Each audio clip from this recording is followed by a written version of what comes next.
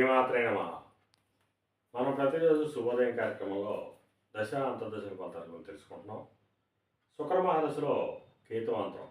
ఈ దశ వచ్చేటప్పటికి మన బంధువులకి స్నేహితులకి అనారోగ్యాలు చేయడం, ధన నష్టం కలగడం, అలాగే జాతకుడికి అనారోగ్య సూచన, సంఘంలో కొద్దిపాటి అవమానాలు, విషబాధ, ఇటువంటి చెడు ఫలితాలు కలిసేటువంటి అవకాశం ఉంటుంది.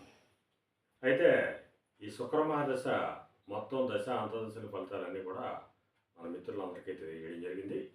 అయితే ఈ శుక్రుడు జాతకంలో ఉచ్చులు పట్టిన లేదా స్వక్షేత్రంలో ఉన్న శుభగ్రహాలతో కలిసిన చెడ్డ ఫలితాలు కొద్దిగా తగ్గి సత్ఫలితాలు ఇచ్చేటువంటి అవకాశం ఉంటుంది.